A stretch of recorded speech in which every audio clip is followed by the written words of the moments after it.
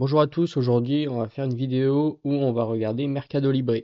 Donc on va s'attarder un peu sur les derniers résultats, donc premier trimestre 2026. Donc on a toujours une entreprise qui est une machine à croissance parce que sur leur chiffre d'affaires on fait 49% de croissance year over year. Si on prend un taux de change constant on est à 46% de croissance. On va pas trop s'attarder sur ces métriques-là au niveau du commerce. Hop, juste là, on a la répartition du chiffre d'affaires. Donc pour ceux qui ne connaissent pas forcément Mercado Libre, ils ont deux gros segments, donc toute la partie commerce et toute la partie fintech. Donc dans la partie commerce, on a tout un tas de trucs. On a tout ce qui est la marketplace, un peu comme Amazon. Donc que ça soit vendu en propre par eux, donc c'est eux qui ont les stocks dans leur propre entrepôt, ou alors via directement un fournisseur. Il y a tout ce qui est la publicité sur la plateforme aussi qui croît très bien. On a toute la partie logistique aussi pour optimiser les marges au niveau du transport. Et tout ça s'associe avec la partie fintech, donc Mercado Pago. Donc ils vont avoir intégré sur la marketplace toute la partie paiement en fait qui va être intégrée en propre directement via leur entreprise Mercado Pago. Ensuite, ils proposent aussi des services de crédit, que ce soit pour les vendeurs, les acheteurs, parce que grâce à la data qu'ils ont via le commerce, tout ça, la marketplace, ils estiment qu'ils ont un bon scoring pour pouvoir prêter de l'argent à des personnes qui sont jugées à risque par des banques traditionnelles. Voilà, il y a aussi tout ce qui va être TPE pour les petits marchands physiques.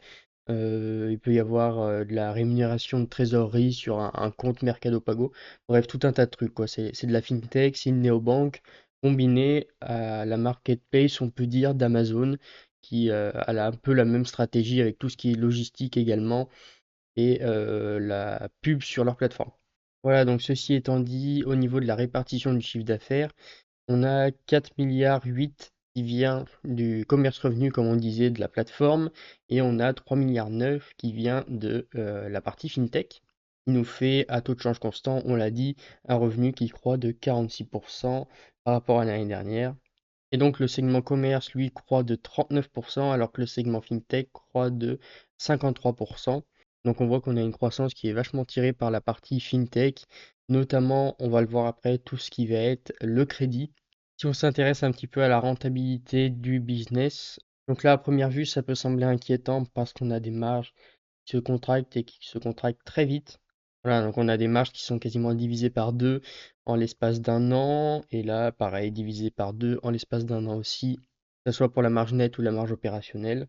Donc comme j'ai dit au tout début, Mercado Libre c'est vraiment un business de croissance.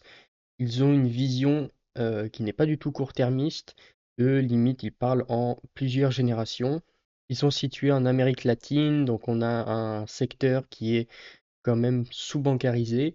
Donc ils investissent énormément là-dedans en ce moment. Et à l'instar d'Amazon, c'est vraiment un business qui n'optimise pas ses marges à court terme et qui va vraiment chercher du très très long terme, qui fait qu'on a l'impression que l'entreprise va très mal au niveau rentabilité, alors que ça va juste dépendre du niveau d'investissement. Maintenant, on passe sur l'activité fintech avec la partie crédit. Donc, si on a vu des marges qui se contractaient énormément ces derniers temps, c'est dû notamment à l'explosion du portefeuille de crédit. On voit qu'il a fait 87% de croissance en un an. Donc, on a un portefeuille de crédit qui a fait quasiment x2 en l'espace d'un an, ce qui fait qu'on a eu des marges qui se sont contractées à court terme. Et on a une entreprise qui, depuis qu'elle a publié ses résultats, a perdu presque 13% de son cours de bourse. Et donc pour moi, il y a plusieurs choses qui peuvent avoir impacté ce cours de bourse pour ses résultats.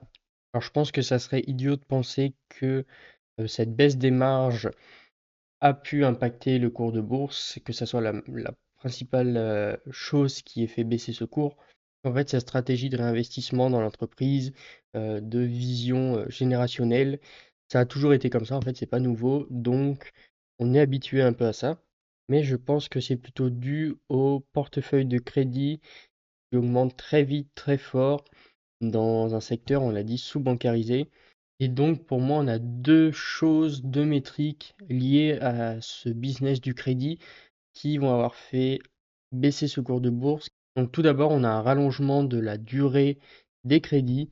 Donc, ce qui est dit dans le transcript par le management, c'est que Avant, on était sur un délai de remboursement de 5 mois et maintenant, ils ont bougé sur à peu près 8 mois. Donc, on a un move juste ici quand même qui est un petit peu plus risqué parce qu'on peut avoir pour un même montant à rembourser, du coup, un délai plus long, ce qui fait qu'on a des mensualités plus faibles pour l'emprunteur.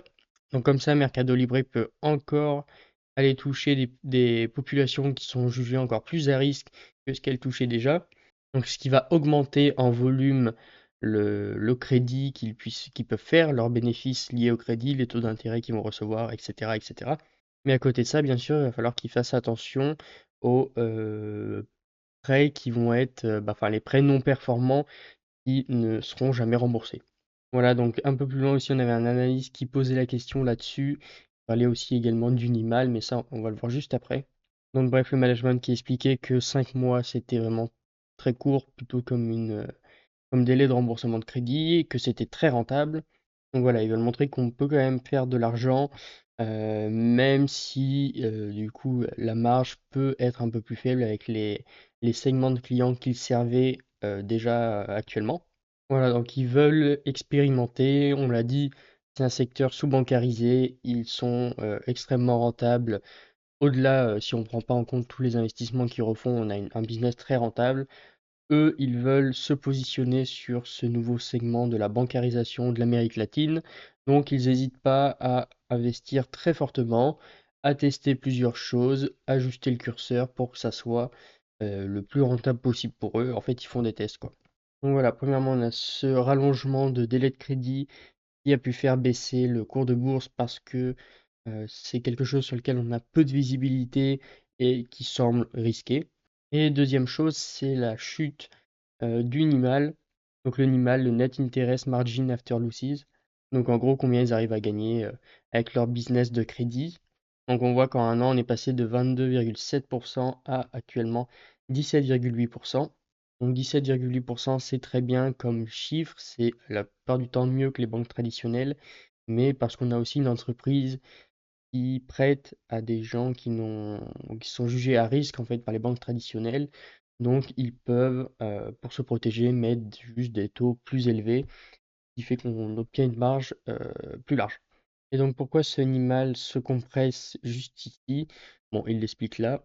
Donc il y a plusieurs choses. Il y a les provisions qui sont faites au Brésil et on a en fait, le business de carte de crédit qui a vraiment fortement augmenté et qui est du coup à marge plus faible. Hop, juste ici, on retourne en bas.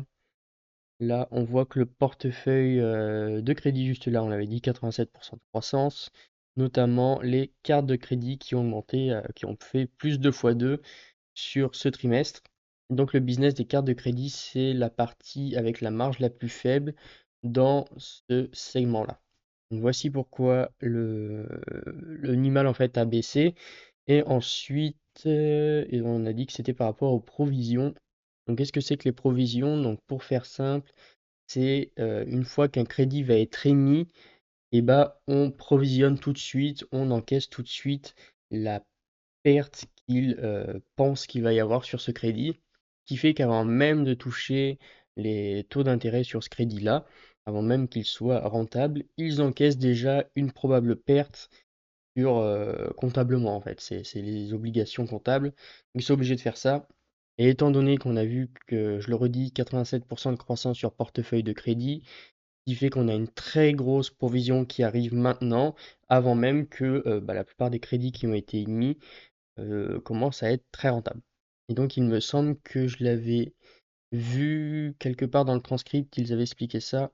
Voilà, donc c'est dit juste ici par le management. Donc en gros, ils encaissent une perte dès qu'ils émettent un crédit et c'est seulement après cela qu'ils commencent à faire de l'argent avec, qui contribue à la baisse du NIMAL. Et ce que le management dit juste ici, c'est que cette augmentation des provisions aussi est due au délai de paiement qui a été rallongé parce qu'ils estiment qu'il peut y avoir un taux de défaut des crédits un peu plus élevé à partir du moment où ils augmentent les délais.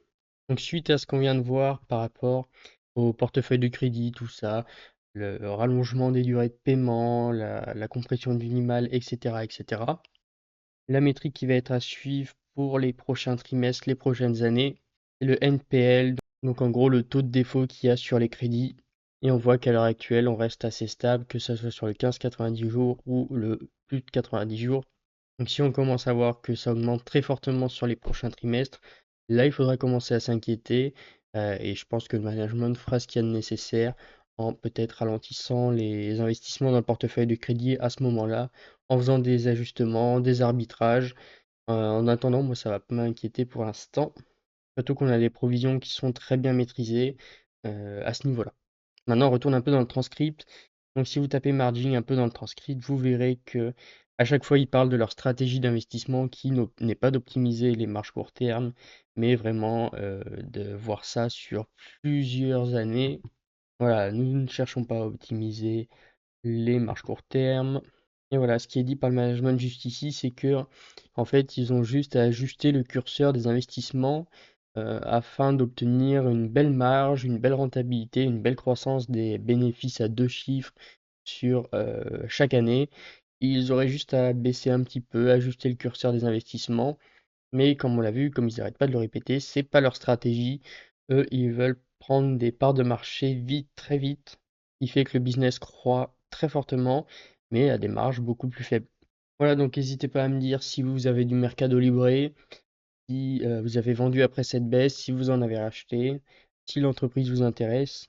Moi, j'en ai en portefeuille, ça doit représenter 4-5% de mon portefeuille. Je suis pas sûr d'en racheter actuellement. Le Mercado Libre, c'est en général pas forcément le genre de business dans lequel j'investis.